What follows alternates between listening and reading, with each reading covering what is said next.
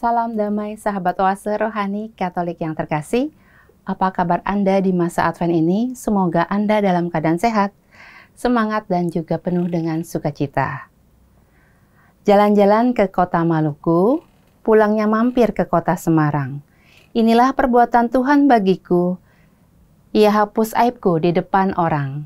Senang sekali saya Katerina Utami dapat menjumpai Anda dalam acara Oase Rohani Katolik edisi hari ini, hari biasa khusus Advent. Hari ini kita kedatangan narasumber Oase Rohani Katolik, Romo Barnabas Meriko OFMK. Mari kita menyapa beliau. Romo Meriko, apa kabar Romo? Kabar baik. Kabar baik, sehat selalu ya Romo? Sehat. Sehat selalu dan penuh semangat. Romo ingin menyapa sahabat Oase Rohani Katolik. Para sahabat Oase Rohani Katolik yang terkasih, selamat berjumpa. Pada kesempatan ini kita akan merenungkan masa Advent ini, dan renungan kita akan mengantar kita berjumpa dengan Tuhan melalui dua tokoh terkenal dari kitab suci kita. Ya. Terima kasih Romo Meriko untuk kesediaannya hadir mengisi acara Oase Rohani Katolik. Baiklah, sahabat Oase Rohani Katolik yang terkasih, kita akan awali acara hari ini dengan doa. Silakan Romo. Marilah kita berdoa. Dalam nama Bapa dan Putra dan Roh Kudus. Amin.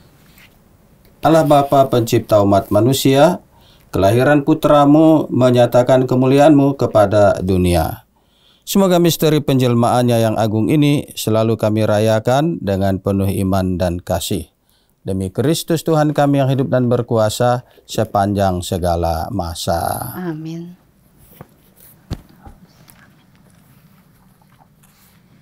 Bacaan liturgi hari ini, bacaan pertama dari kitab Hakim-Hakim. Pada waktu itu hiduplah seorang dari kota Zora, dari keturunan Dan, namanya Manoah. Istrinya mandul, tidak beranak.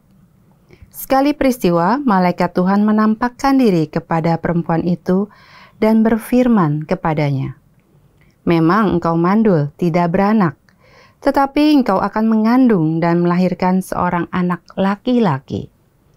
Oleh sebab itu, pelihara dirimu, jangan minum anggur atau minuman yang memabukkan, dan jangan makan sesuatu yang haram. Sebab engkau akan mengandung dan melahirkan seorang anak laki-laki.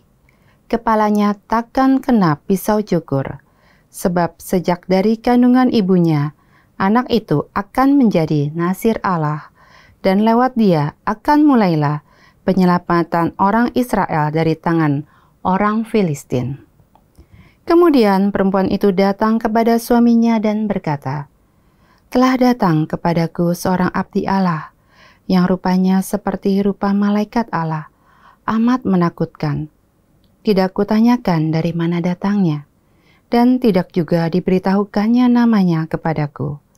Tetapi ia berkata kepadaku, engkau akan mengandung dan melahirkan seorang anak laki-laki. Dan sebab itu janganlah minum anggur atau minuman yang memabukkan, dan janganlah makan sesuatu yang haram. Sebab sejak dari kandungan ibunya sampai pada hari matinya, anak itu akan menjadi seorang Nazir Allah." Lalu perempuan itu melahirkan seorang anak laki-laki, dan diberinya nama Simson. Anak itu menjadi besar dan Tuhan memberkati dia. Mulailah hatinya digerakkan oleh Roh Tuhan. Demikianlah sabda Tuhan. Syukur kepada Allah. Marilah kita tanggapi dengan Mazmur tanggapan refren. Mulutku penuh dengan puji-pujian untuk mengidungkan kemuliaan-Mu.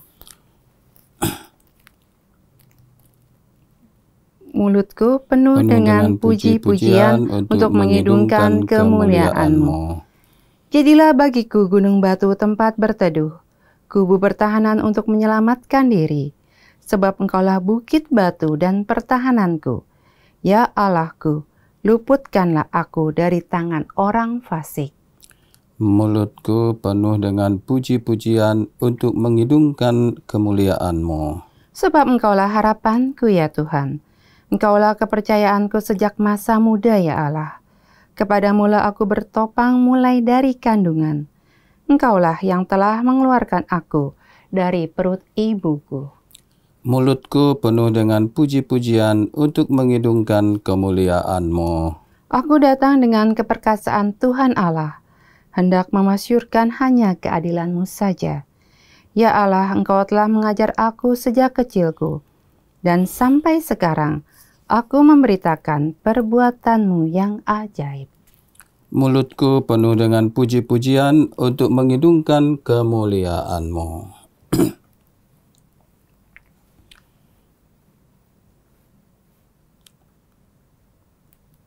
Haleluya.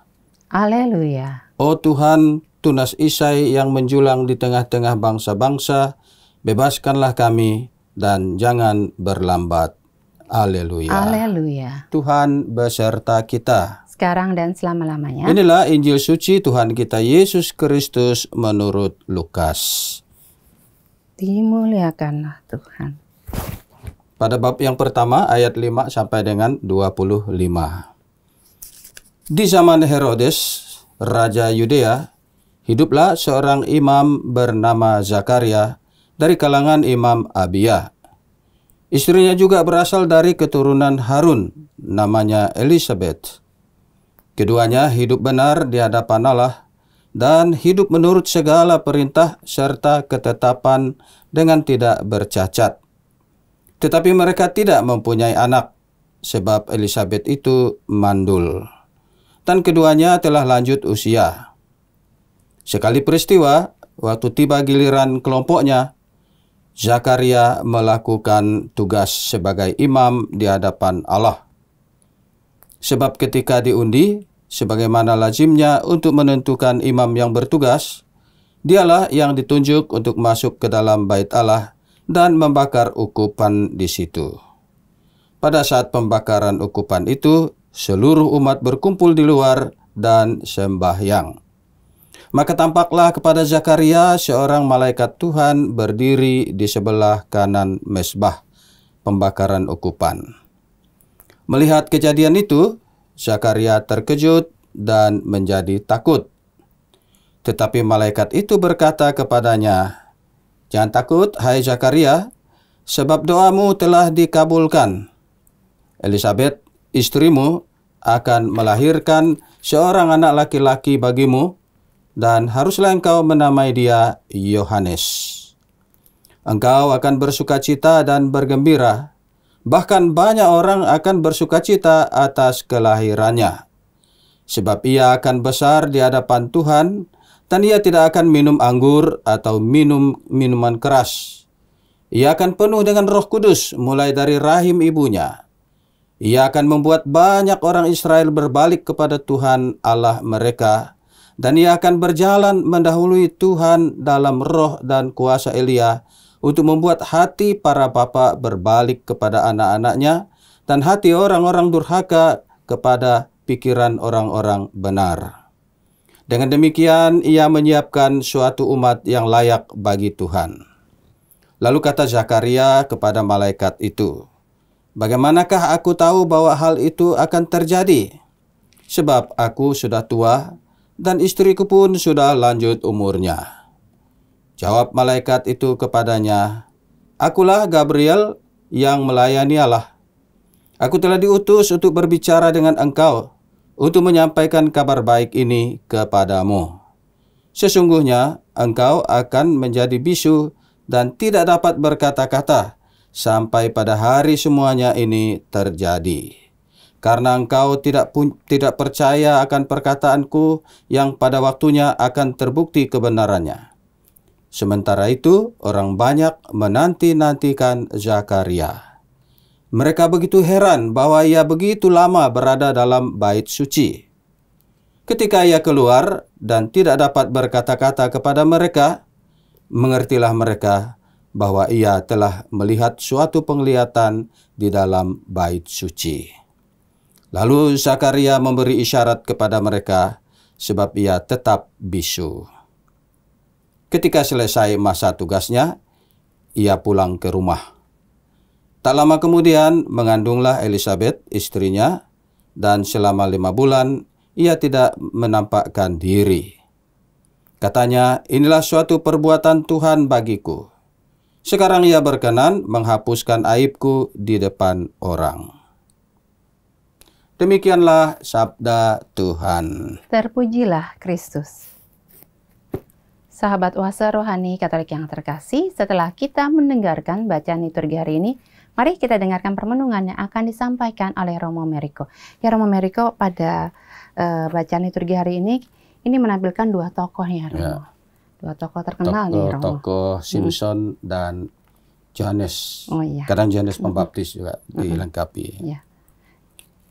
Tentu kedua tokoh ini memainkan peranan penting. Tapi yang penting pertama-tama adalah bahwa kabar kelahiran mereka itu dibawa oleh malaikat. Dua-duanya sama ya nih, Romo? Sama, kurang lebih. Dan karena itu dibawa oleh malaikat, memang menjadi kabar gembira, kabar sukacita. Itu. Ya. Jadi ini kedua tokoh ini dikabarkan oleh malaikat bahwa mereka ini akan lahir dari seorang rahim wanita yang tadinya itu mustahil nih, Romo. Iya, betul. Karena tadi dikatakan bahwa orang tua Simpson itu keduanya sudah tua, Manoah dan istrinya. Ya, tetapi kelahiran Simpson seperti karena memang mereka kehendaki ya, dan sesuai dengan iman mereka bahwa Allah berjanji untuk memberikan kepada mereka keturunan. Maka terjadilah bahwa walaupun usia mereka sudah lanjut, tapi Tuhan tidak pernah melupakan atau janjinya selalu akan dipenuhi. Karena memang melalui itu Tuhan melaksanakan karya penyelamatannya. Walaupun Simpson kemudian dia hanya sebagai tokoh yang hanya untuk bangsa Israel, tapi ia menunjukkan bahwa ia kemudian mampu melawan orang-orang Filistin, membebaskan bangsa Israel dari orang-orang penindasan orang-orang Filistin. Dan itu pertanda bahwa orang-orang tertindas, orang-orang yang kesulitan selalu ditolong oleh Tuhan. Jadi Simpson adalah tangan Tuhan yang menolong orang-orang yang kesulitan. Ya, ini dari yang tadinya mustahil malah menampilkan seorang yang bernama Simpson yang menyelamatkan bangsa Israel dari tangan Filistin ya. Iya. Ya, jadi ini menunjukkan bahwa tidak ada yang mustahil. Tidak ada yang mustahil bagi Tuhan. Ya. Tapi ketidakmustahilan itu memang harus nampak dalam hubungan umat itu dengan Tuhan. Nah, kita dengar tadi si Manoah dengan istrinya itu kan orang yang saleh sekali. Nah, jadi ketika mereka memohon, Tuhan memberikan. Dan bahkan Tuhan memberikan supaya menjadi orang yang berguna. Tidak hanya untuk keluarga, tetapi untuk bangsa mereka. Oh ya, ini apa yang kita inginkan itu kita perjuangkan dengan berbuat baik di hadapan Tuhan ini. Betul, ya. Harus itu. Tetap salah ya, Romo ya. Dan tetap berharap. Romo. Ya. Ya, ada lagi, Romo, dilanjutkan. Jadi kelahiran Simpson itu ya adalah pembukaan tanda awal bahwa Tuhan menggunakan orang-orang pilihannya. Kendati pun sempat dia dianggap mustahil karena orang tuanya sudah lanjut usia, ibunya pasti sudah tua renta, tetapi Tuhan kan di atas segala. Tuhan bisa mengatasi ketidakmampuan manusia. Nah, dan ternyata terbukti bahwa melalui Manoah dan istrinya yang tua itu, Simpson bisa dilahirkan, dihantarkan Tuhan ke tengah-tengah bangsa Israel. Dan yang kemudian memimpin mereka menumpas penindasan dan penjajahan bangsa Filistin. Ya, dan itu juga terkenal di film-film ini, Romo. Iya, betul. Itu ada film namanya Simpson dan Delilah Ya, ya, Romo. Delia. Iya, betul. Delia. Dan ini ada Simpson yang ini ya, Romo, maksudnya? Simpson yang ini. Oh, Dan ini memang ada kaitannya bahwa kekuatan Simpson itu kan sempat dirusak ya, gara-gara dia bermasalah dengan Delilah. Dia ditangkap oleh orang-orang Filistin, dipenjarakan. Karena dia dicukur rambutnya itu karena dicukur rambutnya. Ya, karena kan tadi di kitab suci tidak kena pisau cukur. Tidak boleh kena pisau cukur. Karena kekuatannya itu ya, Romo. Di situ letak kekuatannya. Nah, ternyata dia karena hubungan masalah dengan Delilah, dia ditangkap, rambutnya dipotong, hilang kekuatan. Tapi apa yang terjadi? Simpson berdoa kepada Tuhan. Tetap nih ya dia berdoa. Sehingga akhirnya Simpson berhasil dan Tuhan memberikan dia kekuatan luar biasa yang bisa merobohkan rumah hanya dengan tangan saja. Dan robohnya rumah itu melambangkan atau menyimbolkan bahwa tangan Tuhan meruntuhkan kejahatan-kejahatan. Melalui tangan Simpson, Tuhan berkarya membebaskan bangsa Israel dari penjajahan, penindasan orang-orang Filistin. Nah, maka Simpson memang simbol kekuatan Tuhan yang selalu menyertai. Apapun kekuatan lawan atau musuh, tetap dalam doa kepada Tuhan dan bersama Tuhan bisa diatasi. Dan itulah Simpson. Ya. Ini simbol kekuatan Tuhan melalui lambang kekuatan Tuhan ini melalui Simpson ya, Romo. Bahwa tadi kan rambutnya itu sudah digunting, sudah tidak ada kekuatan. Ternyata Tuhan memberikan kekuatan yang lebih ya, Romo. Karena doanya itu.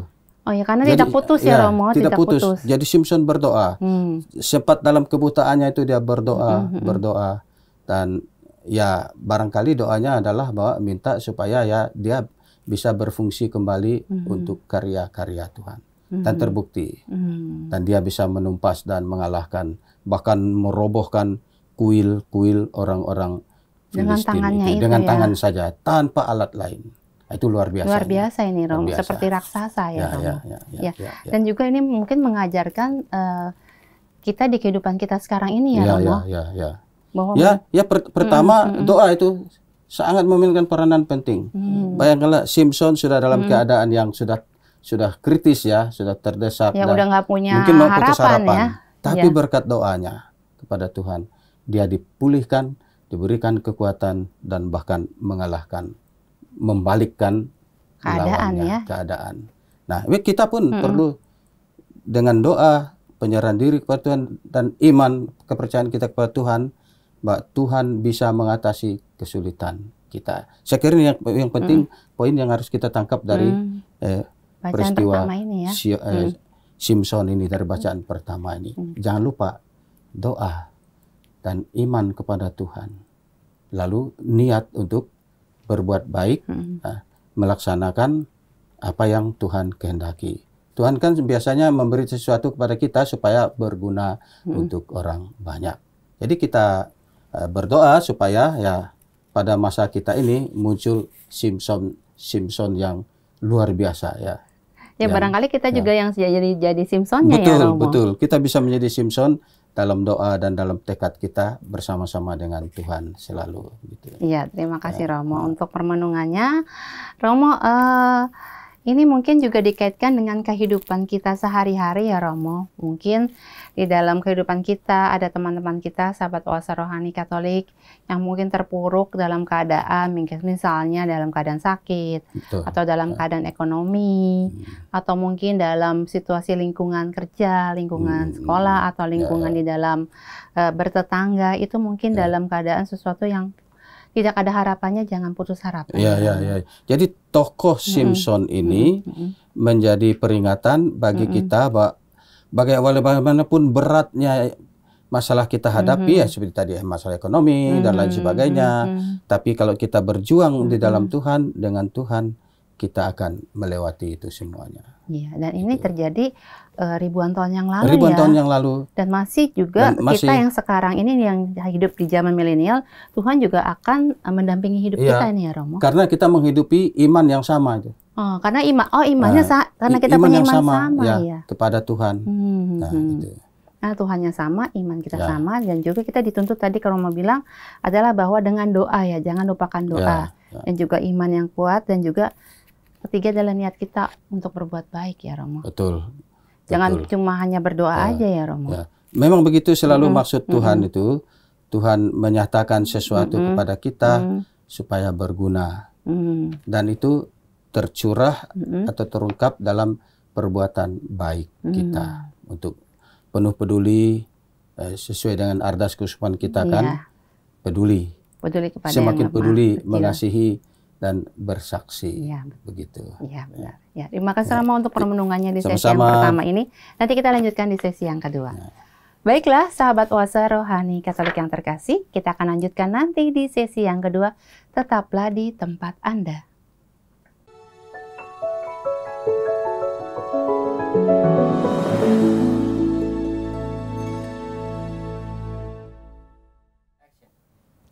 Salam jumpa sahabat Oase Rohani Katolik yang terkasih.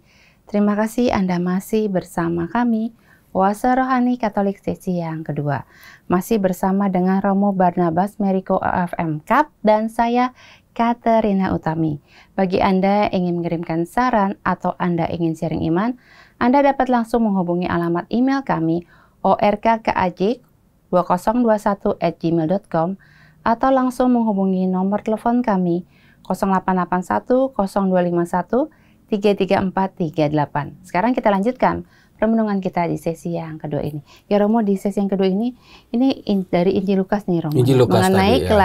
kelahiran Yohanes Pembaptis. Iya. Tokoh terkenal yang mendahului kelahiran Yesus. Juru Selamat Yesus. Ya. Dan sama ini ya, jadi dikabarkan oleh malaikat. Sama dikabarkan oleh malaikat. Tapi ini perjanjian baru, tadi perjanjian lama ya Romo. Ya, karena perjanjian baru itu kan kelanjutan dari Perjanjian lama. Ya, ramalan-ramalan tentang Sang Mesias, perjanjian baru itu sudah dimulai dari perjanjian lama. Begitu. Dan ini juga sama ketika Elizabeth ini dinyatakan mandul dan juga usianya tua ya Romo. Ya, memang kenyataan mereka sudah tua. Karena sudah berumur lanjut usia ini. Ya, dan juga ini bahwa dengan logika, dengan nalar itu tidak mungkin akan terjadi ya. Tidak mungkin. Tapi karena kuasa Tuhan ini ya Romo. Kuasa Tuhan dan rencana keselamatan Tuhan. Karena ini masuk dalam rencana keselamatan Tuhan, maka terjadilah apa yang dianggapnya mustahil itu akan terjadi ya Romo. Jadi paling tidak dari pesan dari Injil Lukas ini adalah bahwa Tuhan mengatasi ketidakmampuan manusia. Ya. Kekuasaan Tuhan mengatasi ketidakmampuan manusia. Itu. Jadi kekuasaan Tuhan mengatasi ketidakmampuan manusia. Jadi ketika kita merasa tidak mampu, kita jangan berkecil hati, tapi kita datang kepada Tuhan ya Romo. Betul. Tadi dikatakan bahwa Elizabeth dan Zakaria itu hidup setia kepada Tuhan dan taat kepada perintah. Disebut saleh kan, orang saleh. Gitu, orang saleh ya Romo, tetap saleh walaupun mereka sampai usia lanjut juga nggak punya anak ya. Dan walaupun mereka lanjut usia, dan rencana Tuhan selalu tetap ada. Seperti kita yakini selalu bahwa rencana Tuhan untuk kita selalu akan diwujudkan. Nggak ada kata terlambat. Tidak ada kata terlambat. Dan tadi juga kita harus ingat bahwa Tuhan memilih orang-orang saleh dan orang-orang tertentu untuk menyatakan kebaikan dan melaksanakan karya keselamatannya itu. Jadi Yohanes Pembaptis itu adalah orang pilihan Tuhan yang mendahului Sang Mesias untuk mengabarkan kelahirannya ke dunia. Nah, tadi kan dikatakan bahwa ketika bertugas Zakaria mengalami kebisuan. Nah, kebisuan itu kalau menurut pengertian kitab suci itu menunjukkan bahwa karena ada keraguan dari Zakaria, sehingga dia menjadi bisu. Nah, tetapi karena rencana Tuhan tidak bisa dibatalkan dan selalu terjadi, maka Yohanes Pembaptis lahir ya, sebagai janji Tuhan kepada bangsa Israel. Nah, jadi keselamatan itu di atas kerapuhan, ketidakmampuan, ketidakmungkinan bagi manusia, tapi bagi Tuhan semuanya adalah mungkin ya Romo. Mungkin. Ya. Jadi keselamatan itu datang walaupun walaupun itu dalam keadaan rapuh, tapi kalau Tuhan menghendaki maka itu akan terjadi. Akan gitu ya, terjadi sesuai kehendak Tuhan. Gitu. Ya. Dan ini juga mengajarkan kepada kita ini ya Romo. Betul ya. Bahwa mujizat itu terjadi dan juga jangan ragu-ragu seperti tadi Zakaria yang Romo katakan. Dan terjadi karena dan di dalam iman. Kan Zakaria dan Elizabeth itu kan orang yang saleh dan beriman betul-betul, yang merindukan kelahiran anaknya gitu. Dan terjadi. Ya. Dan luar biasa sekali di usia-usia senja ini ya Romo. Iya, ya. Yang tidak kelihatannya benar-benar nggak ada harapan lagi, tapi Tuhan berikan malah seorang yang besar nih ya Romo, seorang Yohanes Pembaptis yang mempersiapkan jalan bagi Tuhan. Memastikan jalan bagi Tuhan. Memastikan jalan bagi Tuhan. Karena ketika Yesus sudah lahir dan sudah besar sampai peristiwa pembaptisan kan, Yohanes memastikan bahwa Yesus memenuhi ramalan para nabi. Itu. Ya Romo ya. Romo, sebelum kita tutup acara ini ada kesimpulan yang ingin disampaikan dari permenungan kita hari ini. Jadi dari Injil Lukas ini kita bisa mengerti, pertama kan tadi peristiwa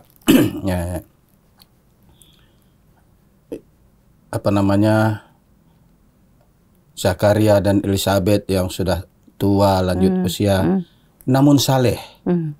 Mereka berdoa siang dan malam. Dan Zakaria itu seorang imam, imam Allah ya, yang mempersembahkan doa-doa kepada Tuhan.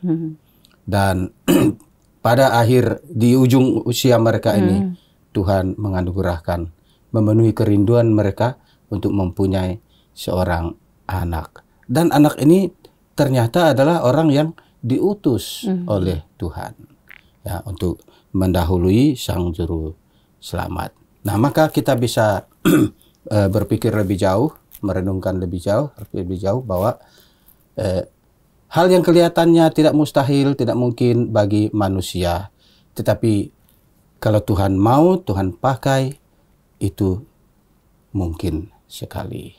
Nah, maka kita belajar dari peristiwa kelahiran Yohanes Pembaptis dan keluarganya, orang tuanya, Zakaria dan Elizabeth, bahwa kita tidak ragu-ragu. Selalu beriman, mengikuti teladan Zakaria dan Elizabeth yang menurut ceritanya itu kan selalu siang malam berdoa. Dan kita yakin buah doanya itulah Yohanes Pembaptis diberi. Dan kemudian peran Yohanes Pembaptis itu kita tahu bahwa ia orang yang berseru-seru di padang gurun, siapkanlah jalan bagi Tuhan, luruskanlah jalan baginya. Nah, itu menyerukan kepada kita bahwa setiap orang, Tuhan menggunakan setiap orang. Nah, karena itu kita pun, kita yang sudah memproklamasikan diri sebagai orang beriman kepada Kristus, selalu siap, dan siap di dalam doa dan siap di dalam karya kita untuk menjadi Yohanes Pembaptis pada zaman-zaman ini. Ya, terima kasih Romo untuk permenungannya hari ini. Semoga sahabat Oase Rohani Katolik yang mendengarkan siap untuk menjadi Yohanes Pembaptis di zaman sekarang. Ya, terima kasih Romo. Sama-sama. Sahabat Oase Rohani Katolik yang terkasih, kita akan tutup acara hari ini dengan doa dan berkat kasih karunia Allah melalui Romo Meriko.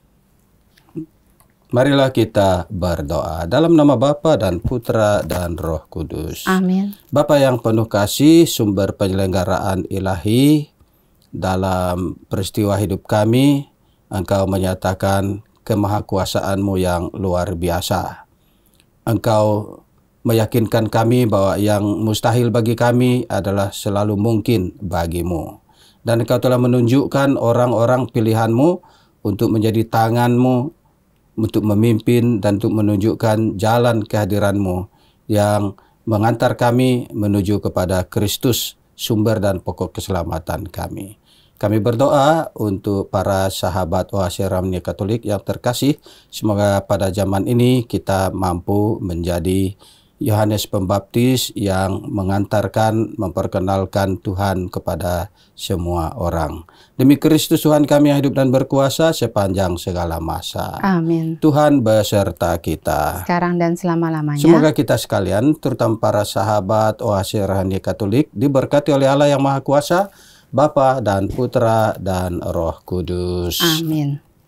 Sahabat Oase Rohani Katolik yang terkasih, demikianlah acara kita pada hari ini. Semoga apa yang telah disampaikan oleh Romo Merico menambah semangat iman bagi kita untuk semakin mengandalkan kuasa Tuhan. Akhir kata kami berdua, Romo Barnabas Merico OFMK dan saya Katarina Utami, pamit undur diri. Sampai jumpa pada edisi Oase Rohani Katolik berikutnya.